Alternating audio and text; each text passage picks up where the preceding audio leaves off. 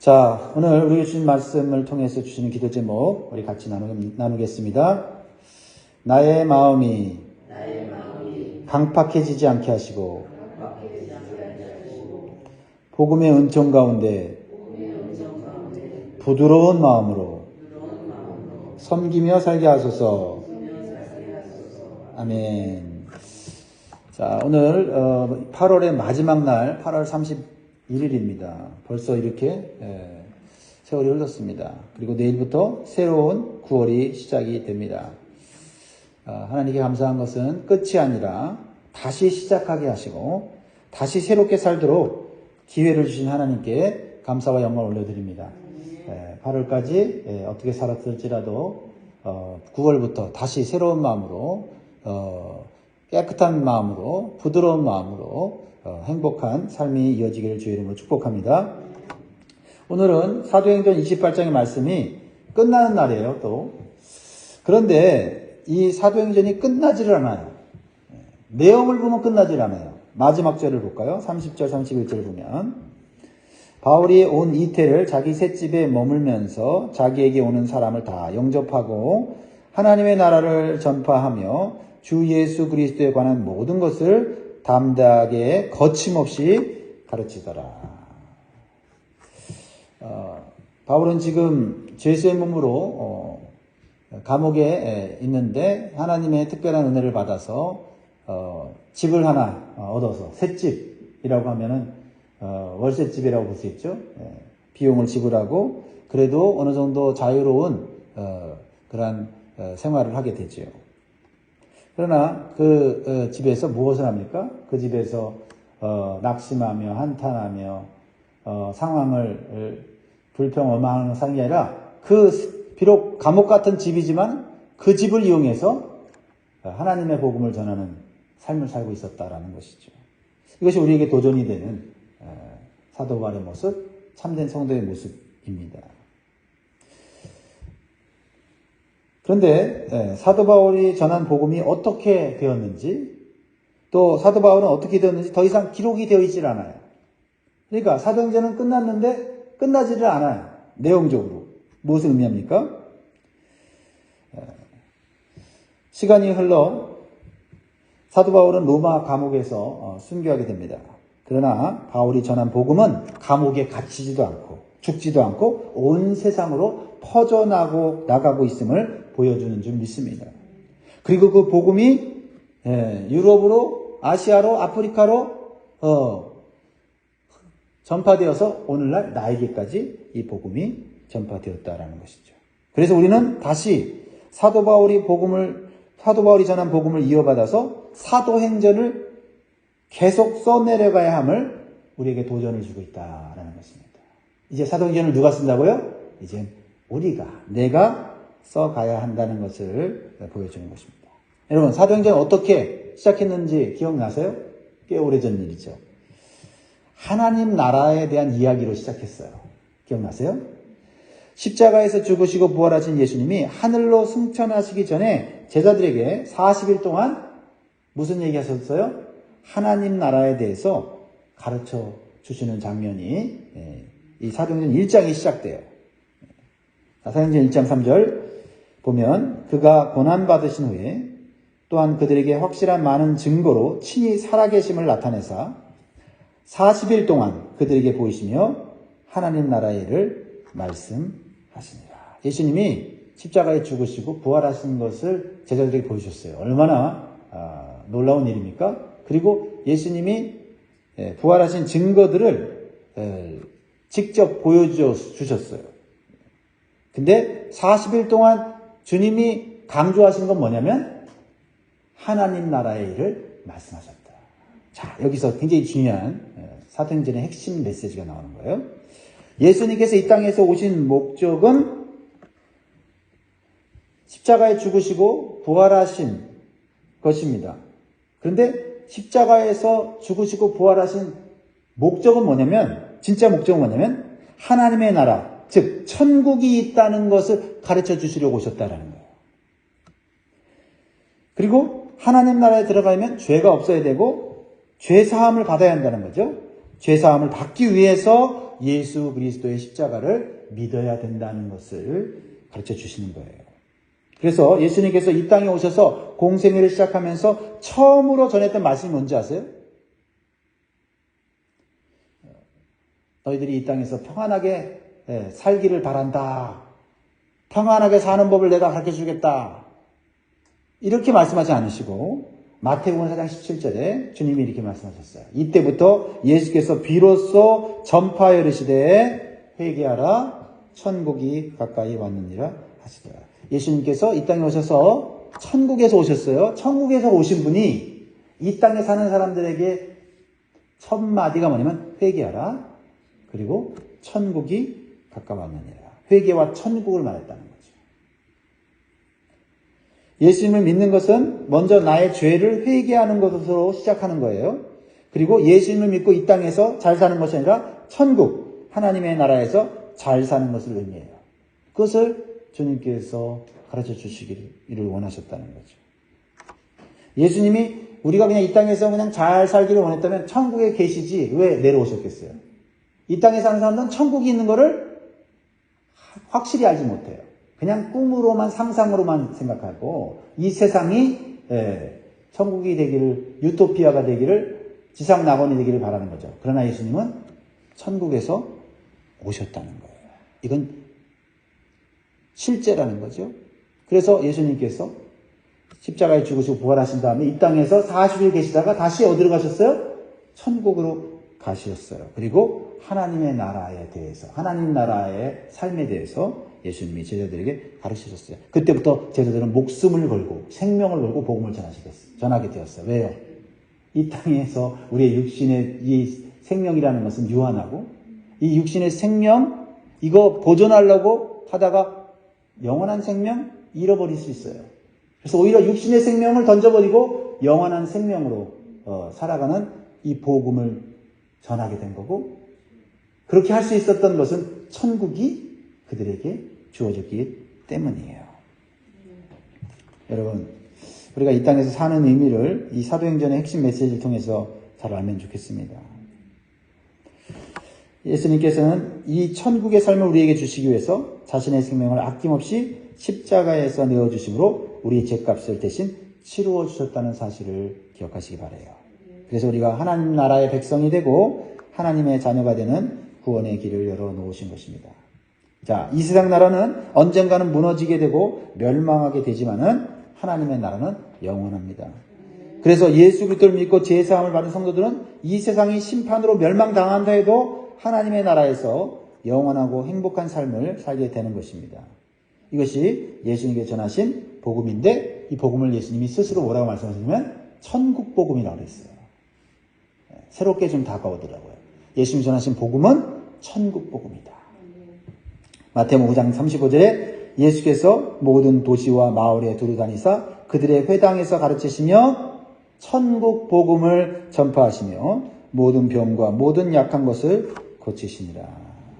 여러분, 우리가 예수님 믿으면서 구원받았다고 말하면서 천국에 대해서 관심이 없다면, 천국의 삶에 대해서 우리가 관심이 없다면 그 복음을 잘못 받은 거예요. 잘못 이해한 거예요. 예수님 분명히 말씀하셨어요. 천국 복음을 전파하셨다. 우리에게 주셨다. 이렇게 사도행전은 하나님 나라의 복음으로 시작해서 사도행전의 끝도 사도 바울이 모든 사람들에게 하나님의 나라의 복음을 전하는 것으로 기록되어 있다는 것은 결코 우연이 아닙니다. 사도 바울 예수님 제대로 믿은 거예요. 그렇죠? 예수님 뭘 전하셨다고요? 하나님 나라의 복음. 사도 바울 뭘 전하면서 순교까지 했습니까? 하나님 나라의 복음이에요. 31절 보세요. 마지막 절이에요. 사도행전 마지막 절. 하나님의 나라를 전파하며 주 예수 그리스도에 관한 모든 것을 담대하게 거침없이 가르치더라. 그리고 순교했습니다. 그러므로 우리가 믿는 구원의 복음이 하나님 나라에서 살게 되는 천국 복음인 것을 다시 마음에 새기시기 바랍니다. 그래서 예수 믿는 것이 교회 안에서 하는 종교 생활로 끝나면 안 돼요. 이 땅 가운데 잘 살게 하시고 보호해 주시고 안전하게 해주세요 라고 하는 그러한 좁은 기도, 그런 기도만으로 우리는 신앙생활에서는 안 되는 거죠. 하나님의 나라를 위한 기도가 반드시 우리 안에 핵심 기도가 되어야 된다. 우리가 드리는 주기도문에도 뭐가 있죠? 하늘에 계신 우리 아버지여 이름이 거룩히 여김을 받으시며 나라의 임하옵시며. 이 나라 어떤 나라입니까? 미국입니까? 한국입니까? 아니죠. 하나님의 나라인 것입니다. 주님께서 가르치신 기도의 첫 번째는 바로 하나님의 나라가 핵심이라는 사실을 기억하시기 바라요. 그래서 이 땅 가운데서 하나님의 백성으로 올바로 살아가는 모습을 세상에 보여주는 훈련을 받으면서 빛과 소금의 삶을 살아야 됩니다. 즉 천국과 연결된 삶을 살아야 한다는 거죠. 그러므로 우리는 예수님을 진정으로 믿는다면 이 세상 나라가 아니라 하나님 나라에 더욱 관심을 갖고 살아야 될 줄 믿습니다. 그리고 예수님께서 세상 종말에 대해서 이렇게 말씀하셨어요. 마태복음 24장 14절에 이 천국 복음이 모든 민족에게 증언되기 위하여 온 세상에 전파되니 그제야 끝이 오리라. 우리는 지진이 일어나는 걸 보면서 야, 세상에 종말이 왔다. 우리는 각종 환난과 재난이 오는 걸 보면서 역시 세상에 종말이 왔는가 보다 라고 말하지만 그 종말의 핵심은 천국 복음이에요. 천국 복음으로 말미암아 이 세상이 끝이 온다라고 말씀하고 있습니다. 그런데 이 하나님의 나라의 복음은 모든 사람에게 전파되어질 것이지만 그 복음의 은혜는 오직 듣는 자만이, 믿는 자만이 받을 수 있다는 사실을 기억하시기 바랍니다. 사도 바울은 자신의 집에 많은 유대인들을 초청하여 복음을 전합니다. 유대인들은 이미 구약 성경을 갖고 있었지요. 그래서 그들이 성경에 있는 메시아, 즉 그리스도가 오실 것이라는 예언의 말씀을 이미 믿고 있었어요. 이게 공통된 성경이 있었고 공통된 말씀을 믿고 있었어요. 그래서 바울은 그리스도가 성경에 기록된 예수님이 쓴 것을 성경 구석구석을 드러내서 열심히 가르쳤어요. 자, 23절 보세요. 그들이 날짜를 정하고 그가 유숙하는 집에 많이 오니 바울이 아침부터 저녁까지 강론하여 하나님의 나라를 증언하고 모세의 율법과 선지자의 말을 가지고 예수에 대하여 권하더라. 그러니까 사도 바울은 제술에 있으면서 자기가 황제 앞에서 재판을 받아서 풀려나는 것에 집중하지 않아요. 그게 중요하지 않아요. 그에게 중요한 건 뭐예요? 하나님의 나라. 그 하나님 나라의 주인이신 예수 그리스도를 전할 기회를 삼는 것을 가장 중요하게 여겼다는 거죠. 우리가 이 땅 살면서 우리의 초점이 어디 있느냐. 우리가 때때로 감옥과 같은 불편한 환경에 살 수 있어요. 그 환경에서 벗어나는 것도 중요합니다. 그러나 거기에 집중하면 감옥과 같은 삶이 계속되어질 때 우리는 불평하고 원망하고 낙심하고 절망할 수 있어요. 그러나 우리가 하나님의 나라에 초점을 맞추고 있으면 우리가 들어갈 천국, 우리에게 예비된 집을 바라보면서 감옥과 같은 이 세상의 집에 너무 얽매이거나 그것 때문에 우리의 시간과 물질과 에너지와 은사를 온전히 허비하지 않아요. 천국에 있는 우리에게 예비된 집을 보면서 그래, 좀 불편해도 살자. 언젠가 이사 갈 텐데 내가 이사 갈 집은 더 좋은 집이지 하면서 우리는 이 땅에서 우리는 더 중요한 일들을 감당하며 살게 되는 줄 믿습니다. 바울이 아침부터 저녁까지 열심히 하나님의 나라와 예수가 그리스도이심을 가르쳤지만 그 결과는 어떻게 나타납니까? 사도 바울이 생명을 걸고 전했는데도 이런 결과가 나와요. 24절. 그 말을 믿는 사람도 있고 믿지 아니하는 사람도 있어. 천국 복음, 영생 복음, 이 놀라운 복음을 전하는데도 복음을 듣는 자들이 두 부류로 나눠지더라. 그들은 똑같은 장소에서 똑같은 시간에 복음의 말씀을 들었지만 믿는 사람들이 있고 믿지 않는 사람들이 있었어요. 무엇을 의미합니까? 하나님께서는 모든 사람들에게 구원의 은혜를 베풀어 주시지만 그 은혜를 받는 것은 겸손히 믿고 받아들이는 자세가 필요하다라는 것이에요. 오늘도 여러분 겸손히 주님이 주신 복음을 붙잡고 감사하면서 살아가시기 바랍니다. 그래야 은혜가 계속 우리에게 임하는 거예요. 바울은 이렇게 복음을 두고 두 부류의 사람이 생기는 것을 보고 너무 안타까웠어요. 안타까워서 한마디 더 합니다. 여러분, 우리가 그러잖아요. 정말 내가 너무 좋은 걸 주고 싶은데 그 사람이 받지 않을 때, 내가 좋은 정보를 주는데도 그 사람이 뭐 시큰둥 하면서 받지 않을 때 안타깝잖아요. 그러면 한마디 더 하잖아요. 그 한마디 더 할 때는 좀 더 강하게 얘기하잖아요. 그렇죠? 그래, 내가 한 말 안 믿으면, 내가 준 정보 안 믿으면 너한테 좋을 거 하나도 없어. 이렇게 왜요? 안타까우니까. 그 사람을 정말 사랑하니까 그렇게 말하잖아요. 사도 바울이 그렇게 얘기하는 거예요. 25절, 서로 맞지 아니하여 흩어질 때에 바울이 한 말로 이르되 성령이 선지자 이사야를 통하여 너희 조상들에게 말씀하신 것이 옳도다. 그래서 안타까운 마음으로 복음을 받아들이지 않는 사람에게 성경에 예언된 말씀을 전해요. 이런 사람 되지 말라는 거죠. 이사야 선지가 예언한 말씀인데, 하나님께서는 예수 그리스도를 통해서 주신 복음의 말씀을 들을 때 거부하는 자들이 있을 것이라는 거죠.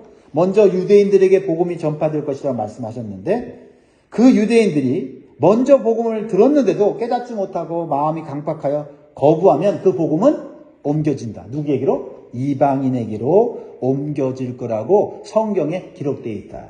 그러니 그런 불행한 일 당하지 않게 마음의 강팍함을 내려놓으라는 거죠. 부드러운 마음을 가지라는 거예요. 말씀을 받을 수 있는 마음 상태를 만들라는 거예요. 자, 그 26절, 27절, 28절인데, 일러스되 이 백성에게 가서 말하기를 너희는 듣기는 들어도 도무지 깨닫지 못하며 보기는 보아도 도무지 알지 못하는도다.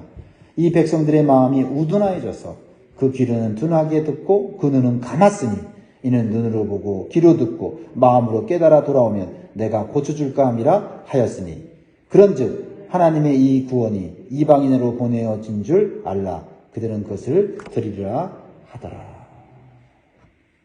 나에게 하나님은 좋은 것 주세요. 좋은 것 들려주시고 좋은 미래를 위해서 우리에게 하나님의 뜻과 계획과 은총을 베풀어 주십니다. 마음만 열면, 그것을 아멘으로 받아들이면 우리의 인생은 복된 인생이 되는 줄 믿습니다. 뭘 하지 않아도 돼요. 하나님 말씀만 그대로 받고 순종하면 하나님이 다 이루시는 거예요. 할렐루야. 네. 오늘도 이렇게 비가 오는데도, 태풍의 바람이 부는데도 하나님 앞에 우리가 나온 건 뭐예요? 왜 나온 거예요? 그냥 우리가 소원 빌러 나온 거 아니잖아요. 하나님의 은혜의 말씀을 받으러 나온 줄 믿습니다. 은혜의 말씀을 사모하게 이 자리에 나온 거예요. 예수님께서도요, 천국 복음을 거부하는 바리새인들과 강박한 유대인들에게 이 이사야의 말씀을 인용하셨어요. 그렇죠? 그러면서 안타까워하셨어요. 그러면서도 경고하셨어요. 사도 바울도 마찬가지죠. 주님의 마음으로 이 복음을 많은 유대인들에게 전해요. 자기 동족이니까 더 안타깝게 전하는 거예요. 그런데 그 복음을 소수의 유대인들만 받아들이고 많은 유대인들이 거부하자 이 이사야 말씀이 옳다고 인정하면서 구원의 복음이 더욱 이방인들에게 전파될 거다. 이렇게 성경적으로 말하고 있는 거예요. 그래서 오늘날 이방인인 우리들에게 기회가 생겨서 구원받고 영생을 얻는 은혜를 얻게 된 것을 감사하시기 바라요. 하나님의 어떤 역설적인 은혜죠. 그렇죠? 유대인들에게 복음을 먼저 전했는데 그들이 하나님 백성이라고 교만하여서 당연히 구원받고 천국 갈 거라고 믿었는데 그들은 천국의 주인이신 예수 그리스도를 거부했어요. 근데 이방인들은 하나님 모르고 예수님도 모르고 성경도 모르고 살았는데 그 복음이 전파되어서 그 복음을 받고 우상을 섬기고 살아왔던 삶을 쾌락을 쫓았던 삶을 회개하고 돌아갈 때 우리에게 이러한 천국의 구원의 은총이 임한 줄 믿습니다. 사도 바울은요, 많은 유대인들이 복음을 받아들이지 않자 실망이 된 건 사실이에요. 그러나 그는 복음 전하는 것을 멈추지 않았어요. 복음을 받아들이는 자들을 위해서 죽는 날까지 성실하게 전하는 모습을 보게 됩니다. 어제도 말씀드렸지만 사실 우리가 은혜 받고 복음 받아 구원 받아 이렇게 천국의 소망을 갖고 살면 다른 사람도 이런 구원의 복음을 받으면 좋겠다는 생각이 저절로 들잖아요. 근데 복음을 전하다 보면 정말 우리가 수고하고 헌신하는데도 거부하고 오히려 우리를 조롱하는 사람들이 있어요. 그랬을 때 상처를 입죠. 이거 복음을 전하지 말아야 되겠다. 나 혼자 열심히 되겠다.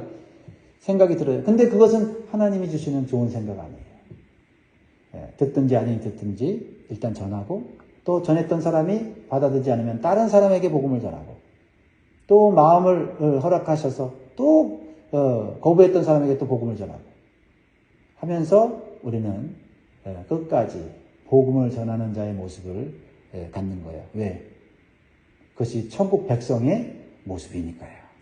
그래서 30, 31절 다시 보면 우리에게 은혜가 됩니다. 같이 있습니다. 30절, 31절 시작. 바울이 온 이태를 자기 셋집에 머물면서 자기에게 오는 사람을 다 영접하고 하나님의 나라를 전파하며 주 예수 그리스도에 관한 모든 것을 담대하게 거침없이 가르치더라. 이 말씀은 오늘날에 사람들에게 적용되는 말씀이에요. 이 구원과 하나님 나라의 복음이 얼마나 귀하고 복된 것임을 깨달아야 돼요. 그런데 이 복음을 듣고도 거부하는 자들에게는 그 복음이 옮겨져서 다른 사람들에게 전해진다라는 것입니다. 그러므로 우리는 기회 있을 때 복음을 듣고 믿을 수 있도록 우리 주변에 있는 불신자들을 위해 기도하고 계속 전해야 될 줄 믿습니다.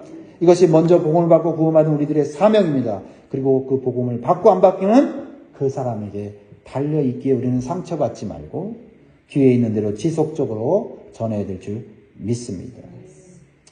오늘 본문에서 사도 바울이 보여준 이 참된 성도의 모습을 우리가 기억하기를 바라고요. 사도행전이 28장으로 끝나지 않고 계속해서 기록되어져야 하는 이유인 것입니다.